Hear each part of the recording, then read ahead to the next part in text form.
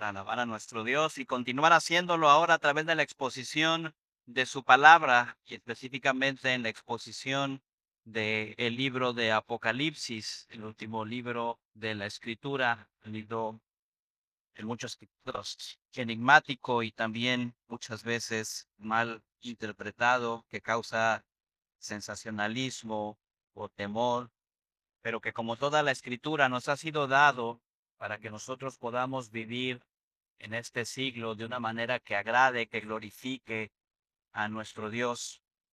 Y en esta mañana nosotros comenzamos una nueva sección en este libro de Apocalipsis. Es la sección que se encuentra en el capítulo 4, versículos del 1 al 11, que es básicamente todo el capítulo 4.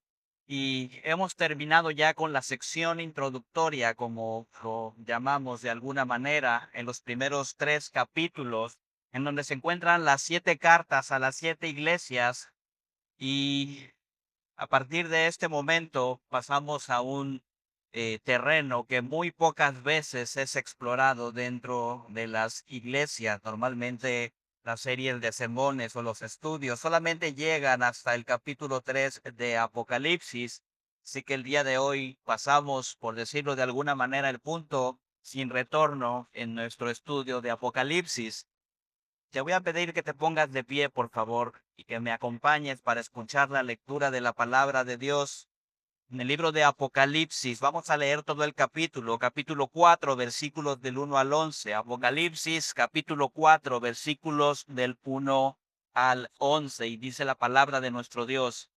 Apocalipsis, capítulo 4, leyendo de la traducción La Biblia de las Américas.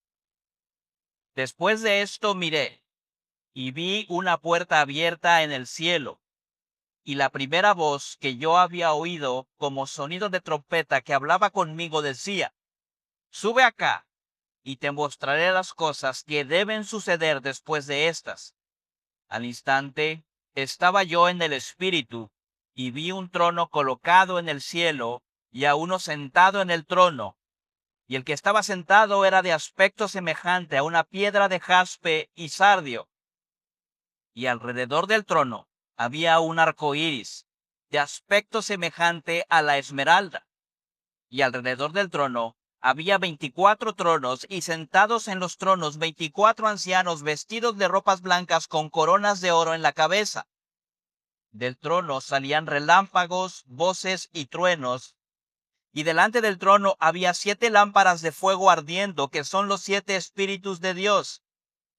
Delante del trono había como un mar transparente semejante al cristal, y en medio del trono y alrededor del trono 4 seres vivientes llenos de ojos por delante y por detrás. El primer ser viviente era semejante a un león. El segundo ser era semejante a un becerro. El tercer ser tenía el rostro como de un hombre, y el cuarto ser era semejante a un águila volando. Y los 4 seres vivientes, cada uno de ellos con 6 alas, estaban llenos de ojos alrededor y por dentro, y día y noche no cesaban de decir: Santo, Santo, Santo es el Señor Dios, el Todopoderoso, el que era, el que es y que ha de venir. Y cada vez que los seres vivientes dan gloria, honor y acción de gracias al que está sentado en el trono, al que vive por los siglos de los siglos, los 24 ancianos se postran delante del que está sentado en el trono, y adoran al que vive por los siglos de los siglos, y echan sus coronas delante del trono diciendo: Digno eres, Señor y Dios nuestro, de recibir la gloria y el honor y el poder, porque tú creaste todas las cosas y por tu voluntad existen y fueron creadas. Les invito a que oremos. Señor Dios, Padre, en esta mañana estamos delante de usted, delante de su presencia, ante su palabra, a través del libro de Apocalipsis, y suplicamos, Señor, que usted sea con nosotros y que sea con su pueblo. Que usted nos ayude para que tengamos una interpretación adecuada de esta sección de su palabra, para que de esta manera su Santo Espíritu obre en nuestros corazones y nos lleve a entenderle y a verle de una manera gloriosa, y eso al mismo tiempo nos lleve a vivir vidas que descansen en usted, que le busquen solamente a usted y que vivan para su gloria, Señor, entendiendo un poco más de quién es usted y de toda su obra de redención. Cuánto le suplicamos, Padre, que quite este mensaje, todo aquello que no provenga de usted y que sea solamente su palabra la que hable a su iglesia, porque este es un mensaje de Jesucristo para su iglesia desde el capítulo 1, Madre, y sigue siendo. Cristo Jesús oramos y suplicamos. Amén. Pueden ocupar sus lugares. Bien.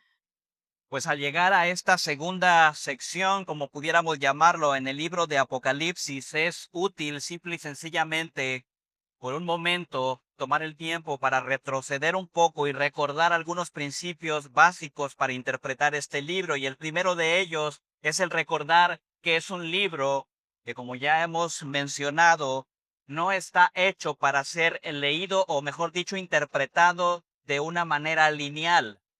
Es decir, que las palabras del capítulo 4, cuando nosotros las leemos, no debemos entenderlas como si se estuviera avanzando en el tiempo, no debemos entenderlas como si estuviéramos dejando atrás la era de la iglesia y estuviéramos avanzando hacia una era o hacia una época diferente de la cual nos habla el libro de Apocalipsis. Simple y sencillamente lo que nosotros tenemos aquí es la segunda visión de 7 visiones que son paralelas y que hablan de los últimos tiempos. La segunda de 7 perspectivas del mismo periodo de los últimos días, el periodo entre la primera y la segunda venida del Señor Jesucristo, y por lo tanto, la segunda de 7 visiones que son aplicables a toda la iglesia en todo tiempo. Lo que nosotros encontramos aquí con esta descripción del trono celestial no es algo que ocurre después del rapto secreto de la iglesia, sino es el mismo periodo del cual nos ha hablado toda la sección de los primeros 3 capítulos, pero presentado desde una perspectiva diferente, desde la perspectiva celestial, desde la perspectiva del trono de Dios, como hemos mencionado en nuestro estudio. Si esto se tratara de una repetición en un partido de fútbol y hubiera anotado nuestro equipo un gol, esta sería otra repetición de la misma jugada, pero simple y sencillamente mostrada desde una perspectiva diferente.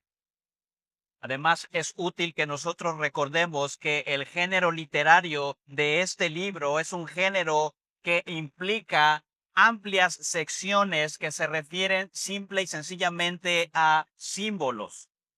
Juan está pintando un cuadro.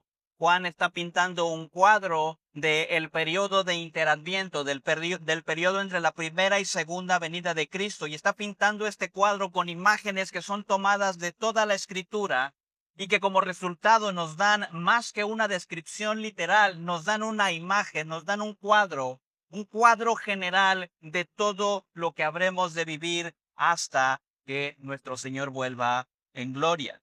Es importante que recordemos esto y entendamos esto antes de sumergirnos en este capítulo si queremos entender correctamente aquello que falta por venir. Como nosotros hemos escuchado, a partir del capítulo 4, Juan es llamado por el mismo que le habló y que le mandó a escribir a la iglesia, el Señor Jesucristo, al inicio de su visión. Pero ahora es llevado delante del trono del cielo. Allí él ve un arco iris, un mar de cristal, 7 lámparas de fuego, 4 criaturas vivientes cubiertas de ojo con 6 alas, una como un león, otra como un becerro, otra como un hombre, otra como un águila. Ve 24 ancianos sentados en tronos alrededor del trono principal, junto con un arco iris que rodea todo este trono. Y la pregunta entonces, y la razón por la cual necesitamos recordar nuestros principios de interpretación es porque nos preguntamos cuando leemos todo esto, ¿qué quiere decir todo este simbolismo? Pero amados hermanos, para responder esta pregunta, necesitamos observar detenidamente no cada una de las imágenes que nosotros encontramos en esta visión, sino observar detenidamente el panorama general, recordando que esto tiene como propósito el darnos un panorama general de todo el periodo entre la primera y segunda venida de Cristo. Y entonces, eso quiere decir que no debemos elegir un símbolo por aquí y otro símbolo por allá y luego tratar de explicar en detalle cada uno de estos símbolos en un sentido espiritual. Lo que debemos hacer para entender correctamente es buscar cuál es la verdad central, la verdad general que este pasaje específicamente está haciendo alusión e interpretar esta visión e interpretar los detalles a la luz de esa verdad general. Ahora nos preguntamos entonces, ¿cuál es el pensamiento? ¿Cuál es la imagen central? ¿Cuál es la verdad central que trata de transmitir este glorioso capítulo en Apocalipsis 4? Bueno, el versículo 2 de este pasaje nos ofrece la respuesta. Del versículo 2 dice el apóstol Juan: al instante estaba yo en el espíritu y vi un trono. Y vi un trono colocado en el cielo y a uno sentado en el trono. El trono ocupado es el foco de todo este segundo ciclo en el libro de Apocalipsis. Juan habla de este trono incesantemente mientras transcurre toda esta sección. Por lo menos en los capítulos 4 al 5, la palabra trono se repite 17 veces y eso quiere decir que todas las demás imágenes, todos los símbolos, todos los colores, todas las criaturas que aparecen deben entenderse con relación a este trono. Así que para poder entender de una manera más clara, vamos a analizar de una manera más profunda este trono que nos es presentado bajo tres temas principales. Primero que nada, vamos a hablar de la soberanía que representa este trono. Después vamos a hablar del trono como el símbolo o lo que representa el simbolismo del trono. Y por último, hablaremos de la relevancia o de la importancia de este trono para nosotros hoy en día y para la iglesia en todo tiempo. Así que lo primero que vamos a ver entonces es la soberanía del trono. Cuando nosotros pensamos en un trono, normalmente nos viene a la mente ¿qué? Nos viene a la mente un rey, un reino, súbditos, porque el trono es algo que transmite ciertamente soberanía, poder, gobierno. Lo que nos está diciendo esta visión del trono que tiene el apóstol Juan es que Dios es el centro del universo. Hace algunos siglos, el hombre creía que la Tierra era el centro del universo. Pero después se descubrió que ciertamente no solamente la Tierra no es el centro del universo, sino que ni siquiera el Sol es el centro del universo, que hay infinidad de galaxias en todo el universo repartidas y que en realidad somos incapaces de determinar realmente cuál es el centro del universo. Pero lo que nos dice esta visión, lo que nos dice esta figura es que aunque el universo como nosotros conocemos y hasta donde podemos conocer no tiene un centro físico, sí tiene un centro que es gubernamental y espiritual. Lo que nos está diciendo Juan en Apocalipsis 4, esta visión que nos está dando el Señor Jesucristo por medio de Juan, es que el centro de todo el universo es el trono de Dios. El universo no está centrado en la tierra, ni en los seres humanos, ni tampoco en el sol. El universo está centrado únicamente en Dios. El Señor Jesucristo lleva a Juan a la sala del trono en el cielo. Y en el versículo 1 se nos dice que él ve una puerta abierta y la misma voz que le ha llamado a registrar la visión, ahora le dice, sube acá y te mostraré las cosas que deben suceder después de esta. Juan es llevado hasta esta puerta abierta.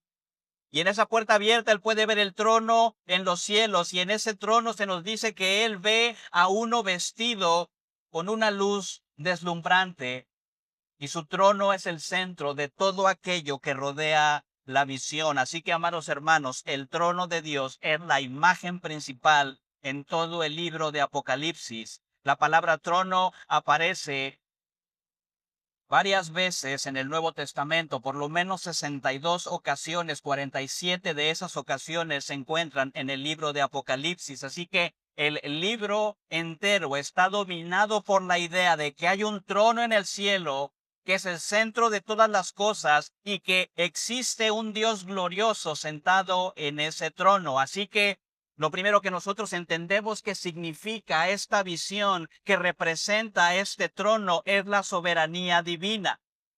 La centralidad del trono de Dios significa que nuestro Dios es soberano.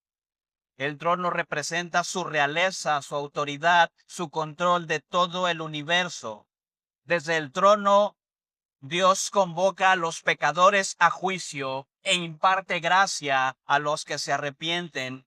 La visión del trono de Dios es algo glorioso cuando nosotros la vemos con detalle, es algo majestuoso y por supuesto es algo que es abrumador. Y es tan abrumador que Juan apenas puede asimilar y apenas es capaz de describir aquellas cosas que él ve en este trono. ¿Alguna vez te has preguntado por qué cuando Juan es dirigido al trono y de repente cuando trata de describir a aquel que está sentado en el trono, cuando nosotros esperaríamos que él dijera, bueno, tiene una barba larga, tiene, simple y sencillamente, él dice que brilla? Porque cuando describe al Señor, cuando describe a Dios mismo, es simple y sencillamente incapaz de hacerlo. Primero, Juan compara al soberano entronizado con una piedra de jaspe en el versículo 3. Una gema, una piedra preciosa que se encuentra en varios colores. Y luego ahí mismo en el versículo 3 vuelve a mirar y dice que es como una piedra de sardio, una piedra que es roja, que es opaca y que refleja la luz en distintos tonos de rojo. Ambas son gemas preciosas que se encuentran mencionadas en otras partes en el Antiguo Testamento, y también son piedras que se encuentran en los cimientos de la Nueva Jerusalén, descrita en Apocalipsis capítulo 21. Pero además de que Juan no nos da una descripción de un personaje humano en el trono, se nos dice también que él ve un arco iris brillante rodeando el trono con muchos tonos de esmeralda en el en el versículo 3, en el mismo versículo 3. Pero además nos dice en el versículo 6 que ante este trono hay también un mar transparente como de cristal. Cuando nosotros escuchamos esto es algo que no nos suena tan extraño, pero en tiempos del apóstol Juan, el vidrio era algo que no era muy común, y si ese vidrio era transparente, tampoco era común. De hecho, era prácticamente imposible de encontrar. Así que este mar está reflejando la magnificencia y la santidad del soberano que se encuentra en el trono. Pero hay un detalle más que es tremendamente importante. Cuando nosotros vamos al versículo 5, dice que del trono salían relámpagos, voces y truenos. Relámpagos, voces y truenos. Toda esta imagen nos recuerda lo imponente de la imagen, de la figura que está siendo presentada por el apóstol Juan. Y la presencia de Dios en el trono, seguida por la mención de las 7 lámparas, que simbolizan los 7 espíritus, como nosotros vemos ahí mismo en el versículo 5, delante del trono había 7 lámparas de fuego ardiendo, que son los 7 espíritus de Dios. Nos hablan de esta visión, que es una visión gloriosa y que es una visión además trinitaria, porque recuerden, Dios no tiene 7 espíritus, pero el 7 es el número de plenitud cuando nosotros lo vemos a lo largo de la Escritura, lo que quiere decir que es el Espíritu Santo de Dios el que se encuentra allí también en ese trono. Es algo que ya hemos visto desde el Antiguo Testamento en las visiones, por ejemplo, del profeta Zacarías. Pero además se nos dice que delante de este gran trono hay 24 tronos que en el original por lo menos dice que son tronos más pequeños, y cada uno de esos tronos es ocupado por un anciano vestido de blanco y con una corona de oro, una corona de vencedor en la cabeza.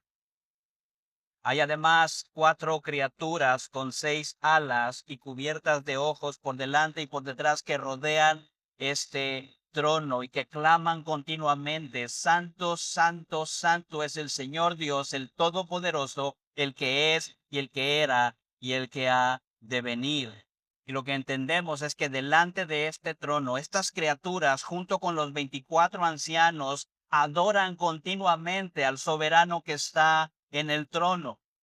En el versículo 11 se nos dice que los ancianos claman delante del trono: digno eres, Señor y Dios nuestro, de recibir la gloria y el honor y el poder, porque tú creaste todas las cosas y por tu voluntad existen y fueron creadas.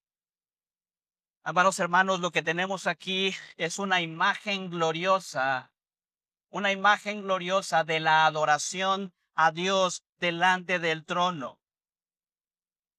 Los habitantes del cielo adoran al Señor que hizo los cielos y la tierra continuamente, y nos dicen, como nosotros damos testimonio de que solo Él es digno de adoración, porque Él es el creador de todo lo que existe. Toda la creación existe para agradarle y para servirle.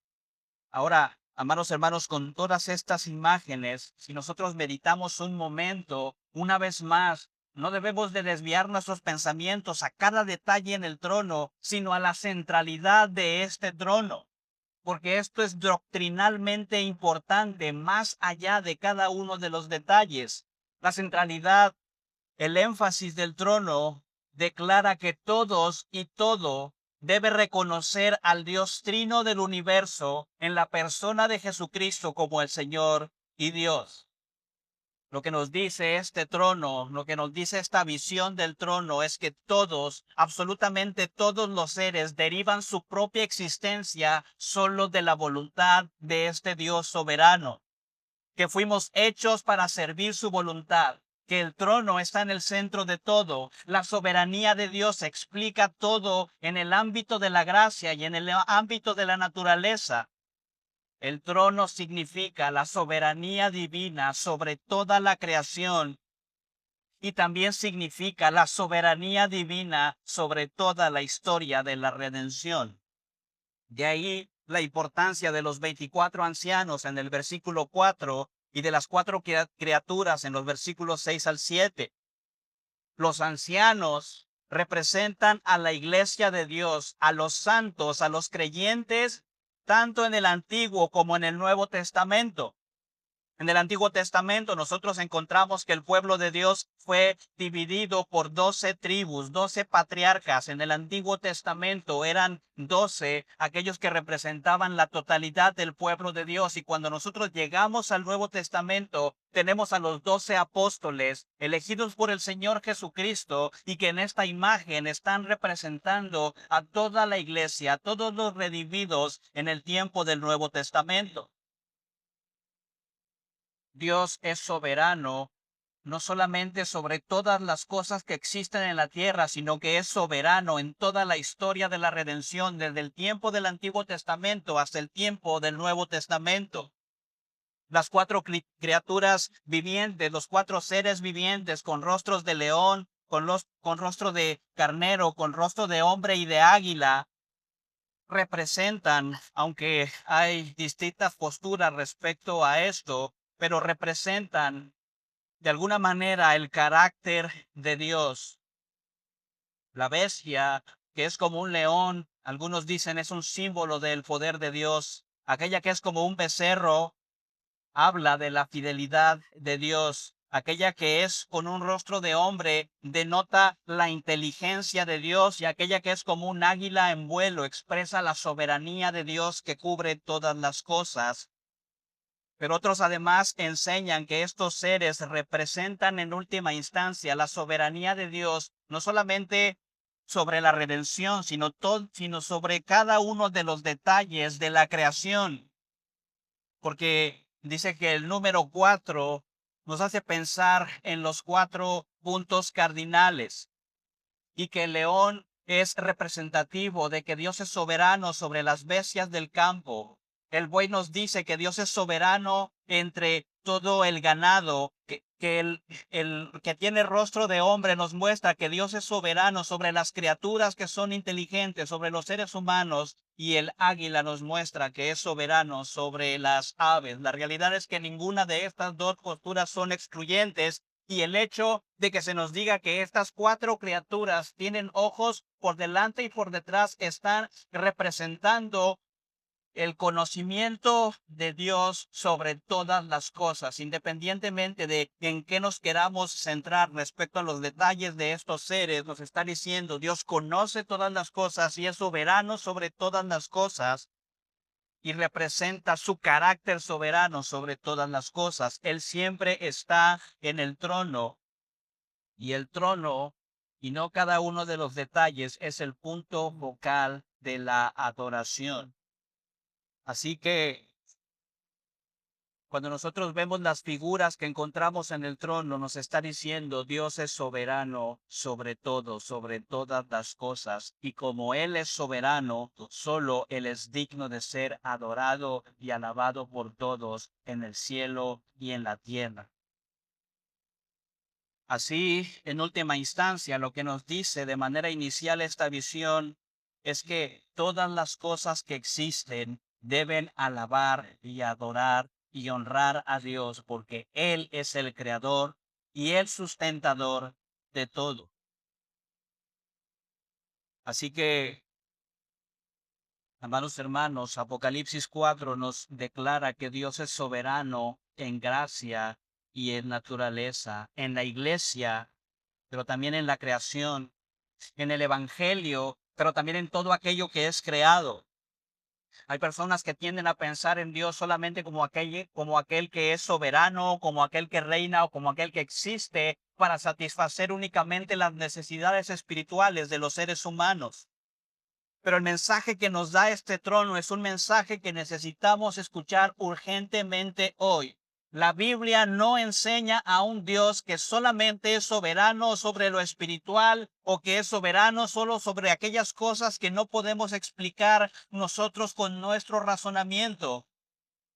Lo que nos dice es que Dios es soberano sobre todo y sobre todos. Es soberano en el ámbito de toda la humanidad, de la creación, de la ciencia, de la naturaleza y de los gobiernos. Él decreta todo y lo preserva todo. Dios gobierna todo. Dios, el soberano del universo, es gobernador sobre todas las criaturas y todas las cosas grandes y pequeñas. Es cabeza de la iglesia. Es soberano en la salvación. La salvación es solamente por su gracia y su misericordia. Pero Dios no limita su soberanía solamente a esto. Necesitamos urgentemente recordar que nuestro Dios es soberano sobre todas las cosas. Lo que nos dice este trono es que Dios, al ser soberano, está cumpliendo sus propósitos, y que todas las cosas suceden no según nosotros, no según nuestros caprichos o el capricho de algún ser humano, sino según los propósitos de Dios. Él es soberano. Y todo lo que ocurre en el mundo no ocurre fuera ni aparte de su soberanía. Él está sentado en el trono. Así que eso nos lleva a considerar entonces el verdadero simbolismo de este trono. Amados hermanos, déjenme decirles algo que probablemente no a muchos vaya a gustar, pero lo que nosotros encontramos aquí no se trata de describirnos un trono que sea literal, porque la palabra de Dios nos dice que Dios es espíritu. Él no tiene un cuerpo como el nuestro. Él habita y existe en la eternidad.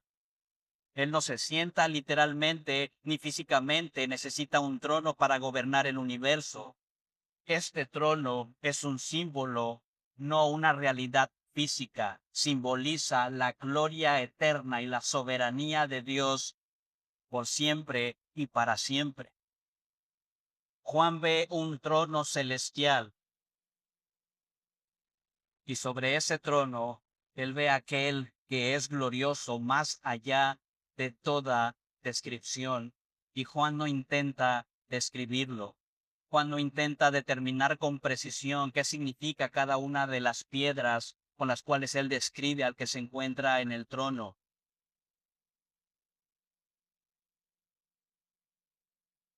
Pablo describe este mismo trono cuando retrata a aquel glorioso soberano que se encuentra sobre el gobierno de todas las cosas en Primera de Timoteo, capítulo 6, versículos del 15 al 16. Primera de Timoteo, capítulo 6, versículos 15 al 16 dice: el bienaventurado y único soberano, el Rey de reyes y Señor de señores, el único que tiene inmortalidad y habita en luz inaccesible, a quien ningún hombre ha visto ni puede ver, a él sea la honra y el dominio eterno. Amén.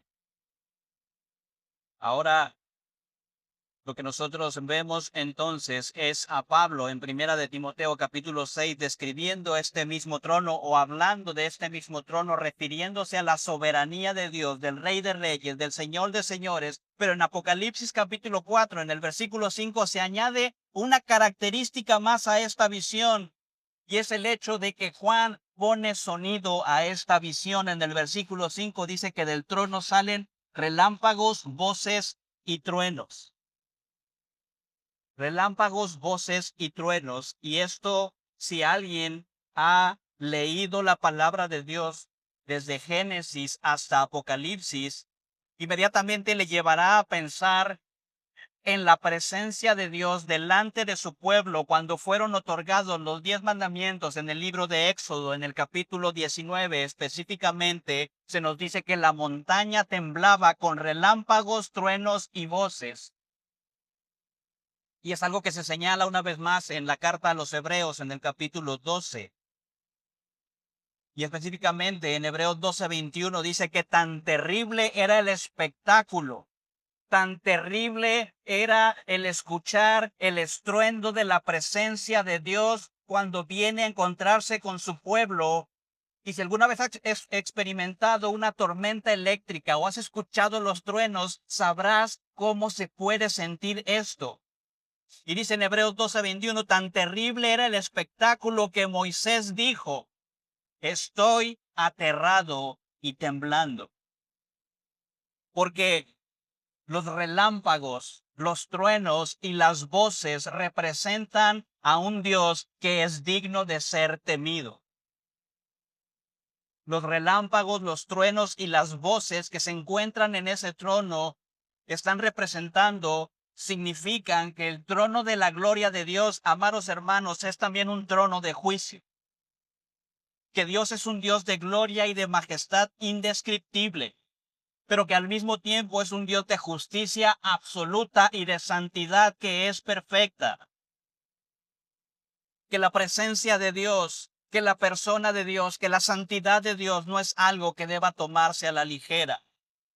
Lo que nos dice ese pequeño detalle en el versículo 5 de Apocalipsis 4 es que hay algo temible, algo amenazante en la presencia de este trono, porque este trono es un trono que es un trono de santidad y de juicio para todo aquello que no es santo.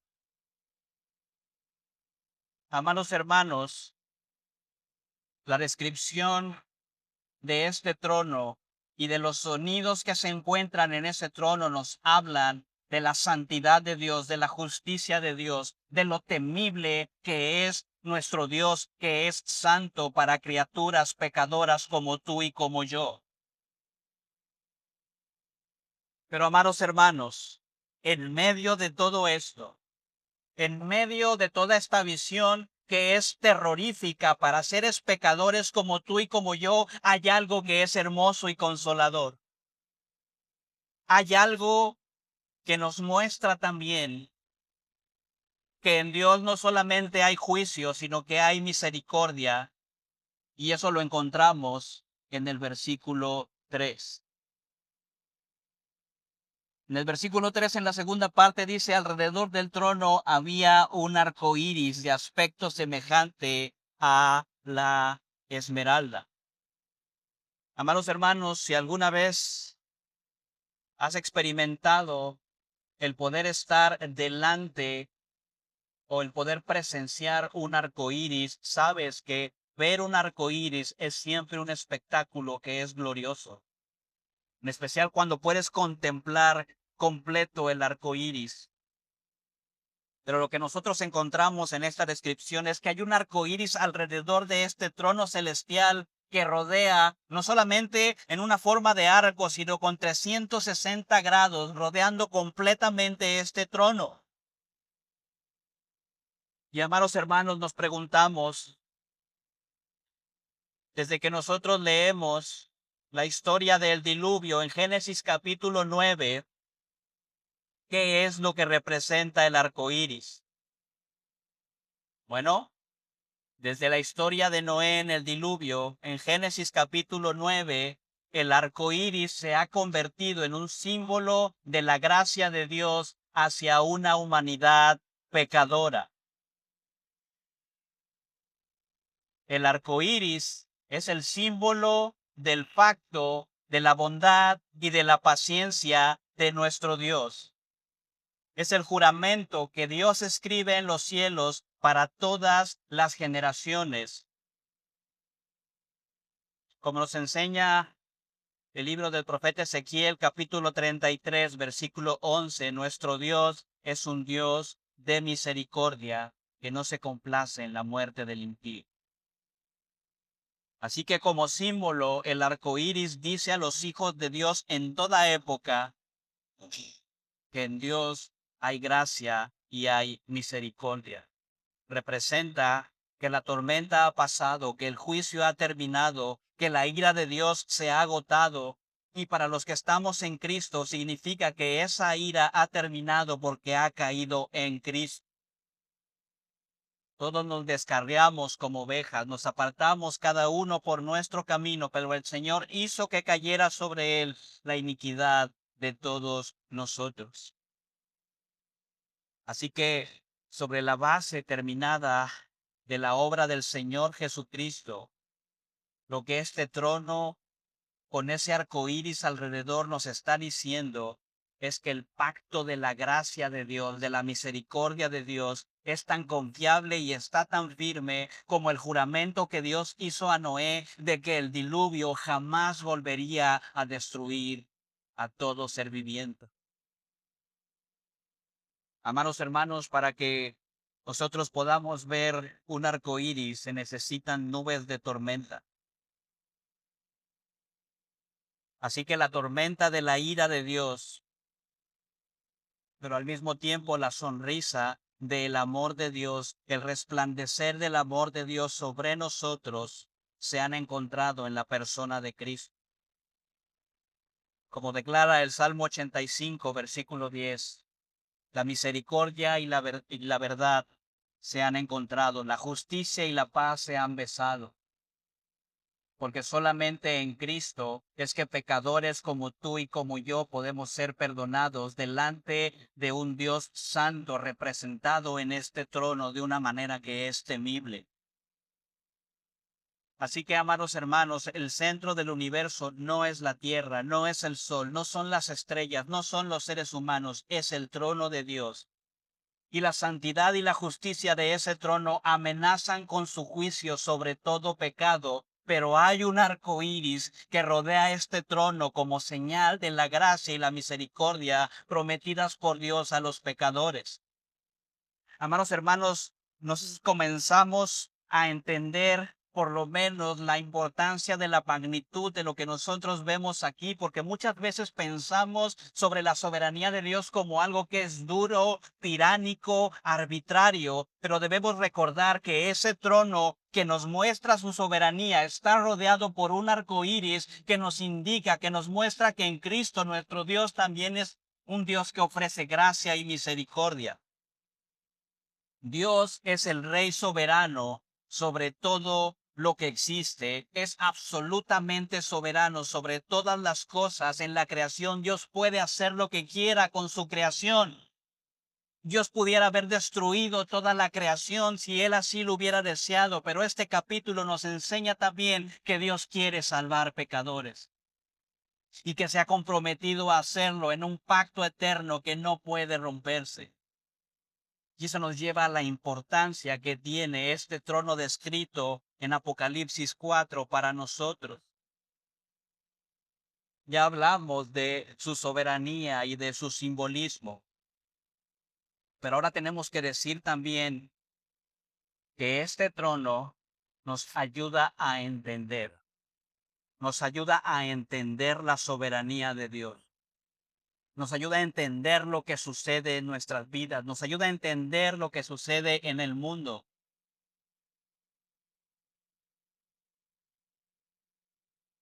Amados hermanos, Apocalipsis 4, que nos muestra este trono y que nos habla de la soberanía de Dios, es también una explicación del propósito, de los propósitos de Dios para su iglesia. Este trono, precisamente cuando inicia esta nueva sección de Apocalipsis, nos está diciendo que Dios no se lleva a su iglesia ni la aparta del sufrimiento. Este trono no nos está diciendo que la iglesia de Cristo no va a pasar por aflicciones. Apocalipsis es un libro que está diseñado, que está pensado para traer consuelo a una iglesia que sufre.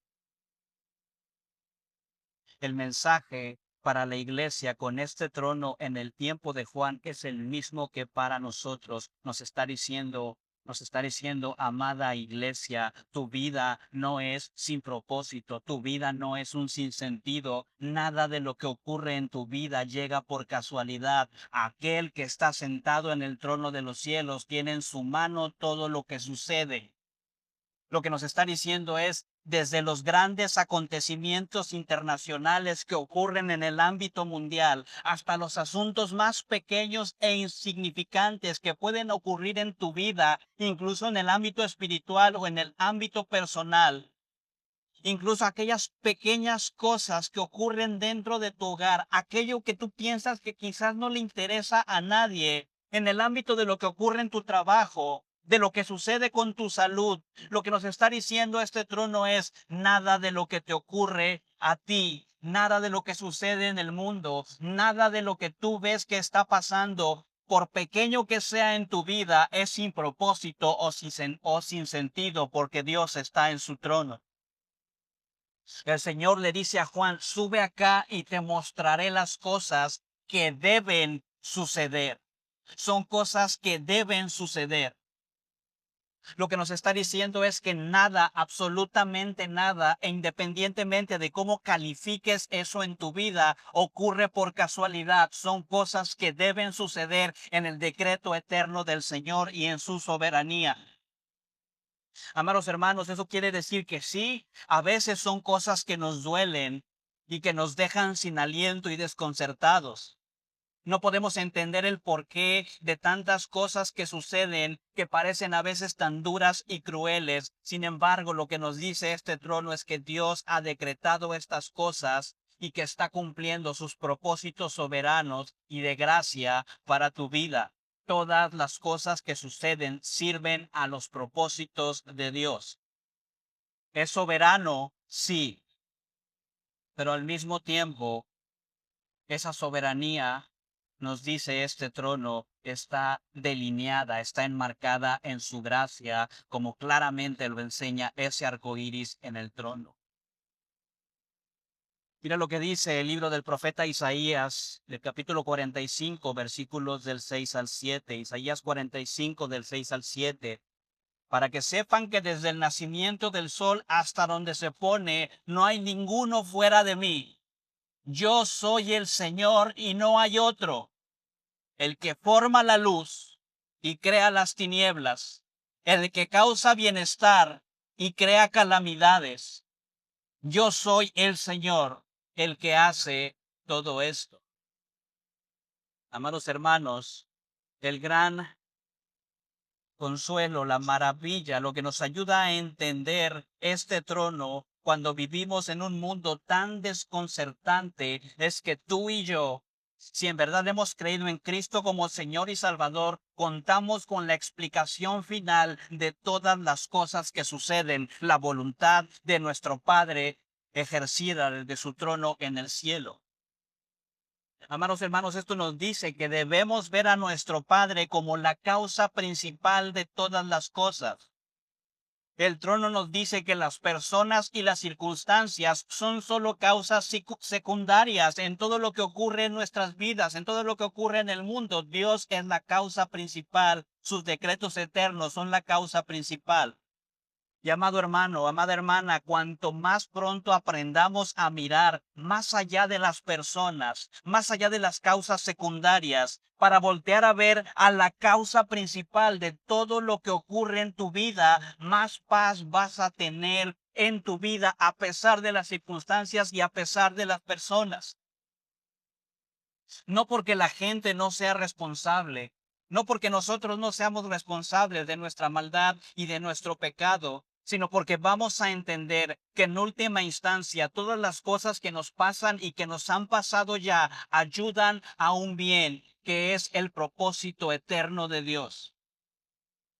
Porque aquel que aprende a ver, aquel que está sentado en el trono, entenderá que más allá del dolor, Dios está cumpliendo sus propósitos y que su voluntad es siempre buena, agradable y perfecta.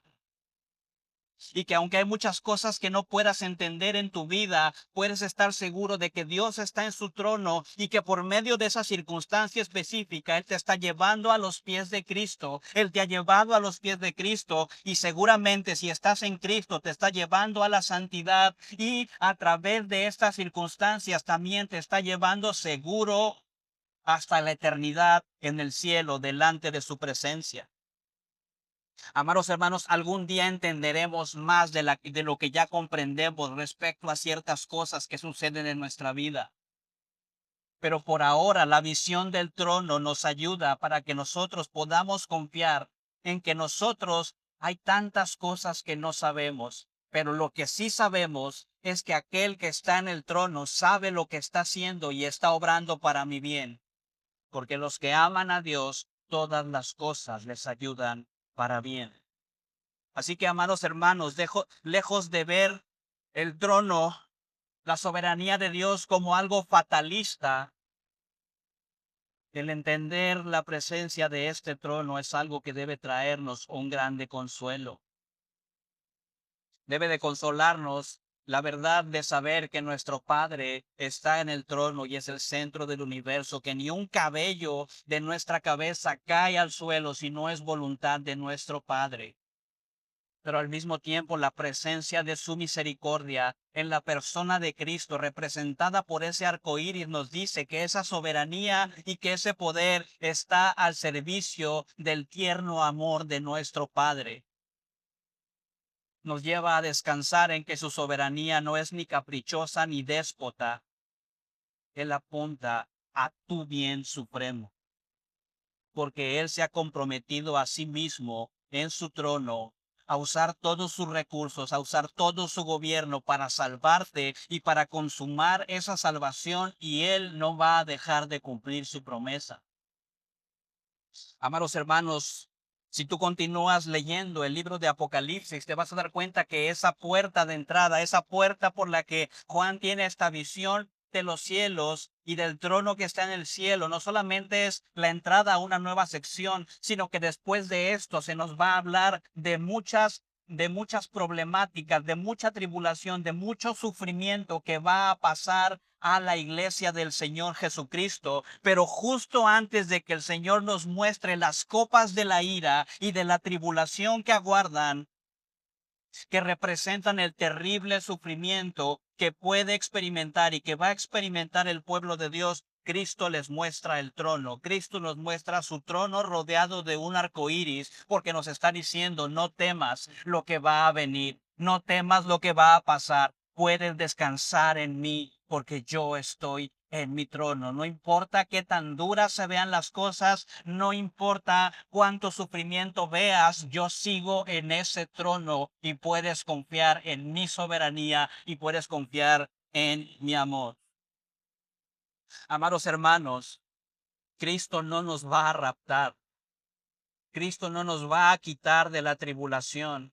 Cristo no nos va a quitar del sufrimiento, de la angustia, pero Cristo, a través de esta visión del trono, nos está diciendo, nos está confirmando aquello que ya nos había dicho en el Evangelio de Juan, capítulo 16, versículo 33. Juan 16, 33, palabras del Señor Jesucristo. Él dice: en el mundo tendréis tribulación, en el mundo tendréis aflicción, pero confiad, tened ánimo, yo he vencido al mundo. Y ahora nos está demostrando cómo es que esto es una realidad, que podemos confiar y que podemos tener ánimo en medio del sufrimiento cuando volteamos a ver y entendemos que Él está en el trono.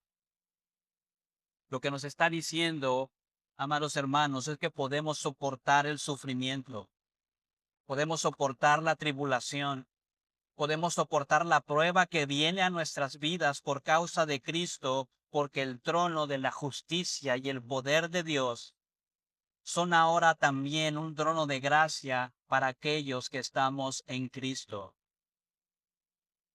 Porque nos está diciendo todo ese poder de nuestro Dios soberano es al mismo tiempo el amor paternal de nuestro Padre que nos ama y ha prometido llevarnos seguros hasta la eternidad.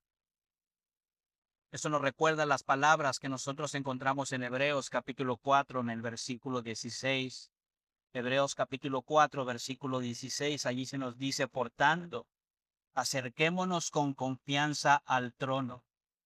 Amados hermanos, si tuviéramos solamente una visión con truenos y con relámpagos y con sonidos de trompeta, ¿qué significaría poder acercarnos con confianza a este trono? Pero ahí continúa diciendo: con confianza al trono de la gracia, para que recibamos misericordia y hallemos gracia para la ayuda oportuna, porque ese trono es un trono de gracia para aquellos que están en Cristo. Amado hermano, amada hermana, si tú estás en Cristo, si tú te has arrepentido de tus pecados, si has creído en Cristo como Señor y Salvador, lo que este pasaje nos está enseñando es que no importa la aflicción, la tribulación, el dolor, aquello que esté sucediendo en tu vida, no importa si es enfermedad, no importa si son problemas en el hogar, con el esposo, con la esposa, con los hijos, lo que nos está diciendo es que tu Padre está en el trono y Él está comprometido con tu bien supremo.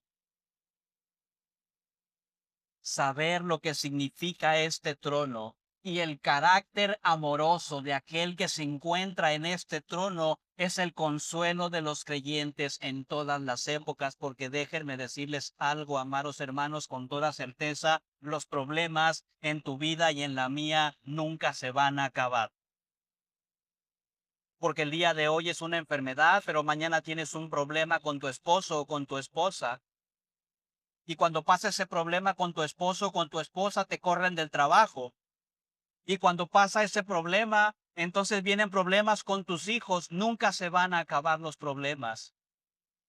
Pero nuestro consuelo no debe estar en que se terminen los problemas, sino en saber que nuestro Padre celestial, que nos ama y que nos ha demostrado ese amor en la cruz de Cristo, se encuentra en el trono gobernando toda su creación. Así que, amados hermanos, este trono debe de darnos una gran seguridad de que Él va a terminar la obra en nosotros. Hay un trono en el cielo y es un trono de gracia al cual aquellos que estamos en Cristo podemos acudir. Tenemos un Salvador que ha lavado nuestros pecados, que ha llevado la ira justa de Dios que merecíamos por nuestros pecados sobre sí, que se sometió a la oscuridad de la justicia divina para que el sol del amor paternal de Dios cayera sobre nosotros. Amados hermanos, hablamos de aquel que está sentado en el trono. Hablamos de los 7 lámparas, que son los 7 espíritus de Dios que representan al Espíritu Santo.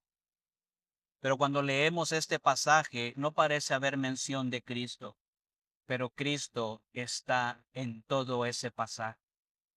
La presencia de ese arco iris nos apunta a que Cristo está en ese trono. Cristo es el que lleva a Juan a esta visión y Cristo está en ese trono. Su muerte y su resurrección son el sello de las promesas de Dios. Es por la sangre de Cristo y la comunión del Espíritu Santo que tenemos acceso libre y sin temor a este trono que es glorioso. Allí está Cristo en ese trono. Así que recordemos, amados hermanos, entonces, recordemos que somos llamados a vivir para la gloria de Dios, pero somos advertidos que el que quiera vivir piadosamente enfrentará persecución. No somos perfectos, pero todo aquel que lucha por tomar en serio la palabra de Dios, por vivir de acuerdo a lo que enseña la palabra de Dios, no apoyado en sus propias fuerzas, no como una serie de reglas legalistas que limiten sus deseos pecaminosos, sino como aquello que desea, que anhela vivir, porque ama tanto a aquel que ha pagado por sus pecados en la cruz. Todo el que quiere vivir de esta forma va a enfrentar persecución. Pero este pasaje nos dice, no solamente recordándonos las palabras de Jesús, pero confiad, yo he vencido al mundo, sino que nos muestra, y esta es la razón por la que he vencido, porque soy el soberano sobre todas las cosas. Así que el trono en los cielos es un llamado a los creyentes a tener ánimo y a buscar vivir bajo la guía del Espíritu Santo, en el poder del Espíritu Santo, para la gloria de Dios, descansando en que nuestro Padre está en su trono y que Él nos ama y que Él gobierna todas las cosas. Pero al mismo tiempo, amigo, si tú estás aquí sin Cristo, este trono también nos recuerda algo, que el juicio de Dios es algo que no se puede evitar, que delante del Dios de santidad y de majestad no hay nadie que pueda permanecer en pie si no es por medio del Señor Jesucristo. Si tú estás aquí sin Cristo, este pasaje es un llamado a que dobles tus rodillas delante de aquel que se encuentra delante del trono, a que reconozcas que delante de Dios, no comparado con los otros seres humanos, no comparado con otros creyentes, sino que delante de Dios, de sus estándares, eres falto, has pecado contra la santidad y la majestad de Dios que demanda una adoración exclusiva. Pero al mismo tiempo en ese trono se ofrece la gracia redentora en el Señor Jesucristo. Arrepiéntete de tus pecados, cree en Cristo como Señor y Salvador, reconoce que merecería ser arrojado al infierno, pero que aquel que murió en la cruz murió por tus pecados y que solamente por su sangre puedes ser limpio. Y este trono no es un trono de juicio para ti, es un trono de la gracia y de la misericordia. Que el Señor nos ayude a descansar en la soberanía de nuestro Dios y a vivir para su gloria, descansando en la que Él está en el trono. Oremos. Señor, Dios y Padre, Gracias le damos por esta sección de la Escritura, libro de Apocalipsis. Gracias porque a través de ella usted nos muestra que todo acontecimiento, toda la creación está bajo su control soberano. Y que eso es un gran descanso para aquellos que somos sus hijos porque sabemos que usted está cumpliendo sus propósitos. Ayúdenos, Padre, a que veamos su voluntad revelada en la palabra, a que sin descansar en nuestras fuerzas, sino solamente descansando en la obra concluida de nuestro Señor Jesucristo, en el poder de su Santo Espíritu, busquemos vivir para su gloria, lo que lo hagamos al mismo tiempo sabiendo que enfrentaremos ambición, que enfrentaremos persecución, que enfrentaremos rechazos, que enfrentaremos burlas, que donde usted está en su santo trono, gobernando todo. Ayúdenos también cuando pasamos por aflicción por causa de la enfermedad, Señor. Que podamos descansar en que usted también es soberano sobre esto y que lejos esté de nosotros el preguntarnos por qué, sino más bien vendamos delante de usted con corazón humilde para que usted nos muestre para qué y de qué quiere que demos testimonio en esas condiciones, para que usted reciba la gloria, sabiendo que nuestra esperanza no está en los terrenales y las cosas eternas, en estar delante de usted, que gobierna toda la creación. Usted sea la honra, usted sea la gloria, para que clamamos a usted y suplicamos en Cristo Jesús. Amén. Y ahora, mis amados hermanos, que el amor de Dios, que la gracia de nuestro Señor Jesucristo y la comunión con su Santo Espíritu sea con todos y cada uno de ustedes, ahora y hasta que el Señor vuelva en gloria. Estamos despedidos, tenemos estudio en un momento.